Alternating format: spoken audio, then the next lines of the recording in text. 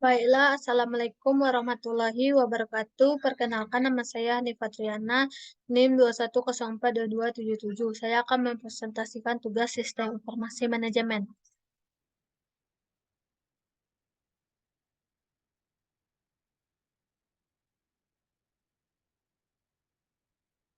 SIM dan konsep Competitive Advantage. Pembajakan software adalah tindakan yang melanggar hak cipta dan ketentuan lisensi yang mengatur pengguna perangkat lunak. Ini terjadi ketika seseorang menggunakan, menyalin, mendistribusikan, atau memodifikasikan perangkat lunak tanpa izin atau pembayaran yang sah kepada pemiliknya.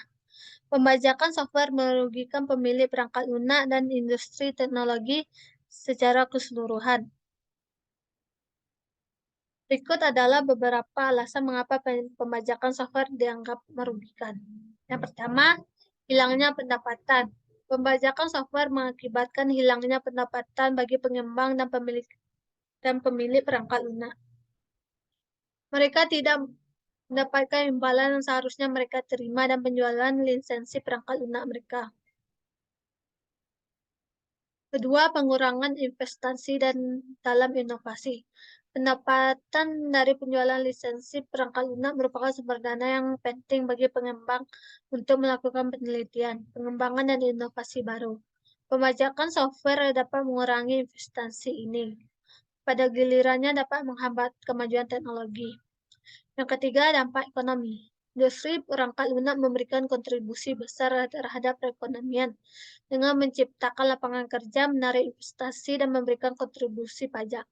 Pembajakan software dapat merusak ekosistem dengan mengurangi pendapatan kesempatan kerja di industri tersebut.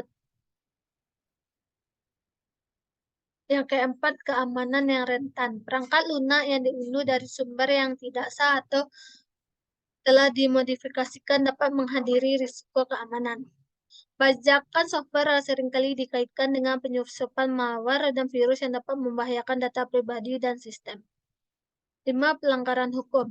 Pembajakan software adalah pelanggaran hukum di banyak yurisdiksi.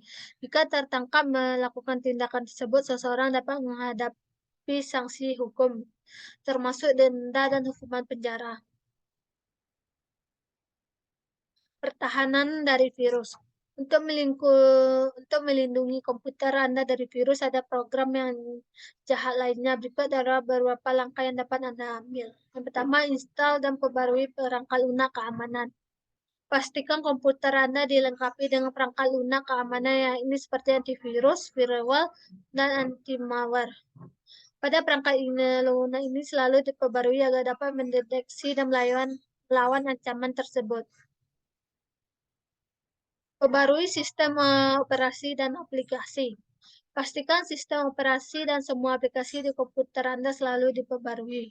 Pembaruan ini seringkali mencakup perbaikan keamanan dan kerentanan yang dapat dieksploitasi oleh virus dan program jahat lainnya. Waspadai email dan lampiran yang mencurigakan. Jangan membuka email atau lampiran mencurigakan, terutama jika mereka berhasil dalam pengiriman tidak kenal. Virus seringkali disebarkan melalui email yang mencoba memancing pengguna agar membuka lampiran yang berbahaya. Hati-hati saat mengunduh file. Saat mengunduh file dari internet, pastikan sumbernya dapat dipercaya dan file tersebut tidak mencurigakan. Hindari mengunduh dari situs web yang mencurigakan atau tidak terpercaya. Gunakan password yang kuat. Gunakan kata sandi yang kuat dan unik untuk akun-akun Anda. Hindari menggunakan kata sandi yang mudah ditebak atau umum. Pertimbangkan untuk menggunakan manajer kata sandi untuk mengelola kata sandi dengan aman. Cadangan data secara teratur. Buat salinan cadangan data penting Anda secara teratur. Jika terjadi serangan virus atau malware yang merusak data Anda dapat menjadi salinan yang dapat dipulihkan. Etika dalam SIM. Etika dalam SIM adalah prinsip-prinsip moral dan nilai-nilai mengatur perilaku penggunaan teknologi informasi dalam konteks organisasi. Penting untuk mempertimbangkan etika dalam pengelolaan sistem informasi, karena SIM berperan dalam pengumpulan, penyimpanan, pengelolaan, dan penyebaran informasi yang terpenting bagi organisasi dan individu yang terlibat.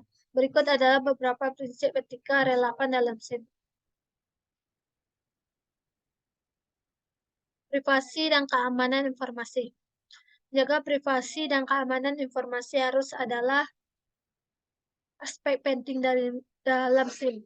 Informasi pribadi dan sensitif harus dilindungi dari akses yang tidak sah dan penyalahgunaan. Penggunaan yang benar dan teknologi inklusif, kebijakan keamanan dan kontrol akses membantu memastikan pelindungan informasi.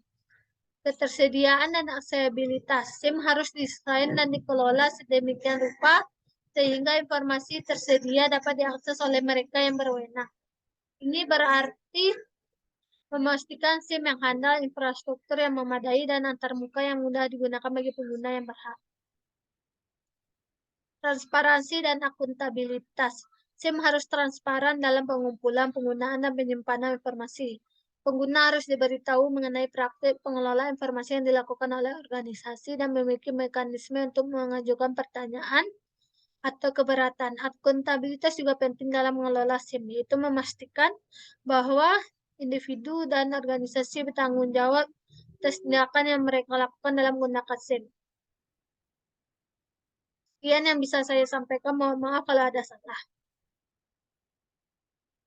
Saya sudahi dengan Assalamualaikum warahmatullahi wabarakatuh.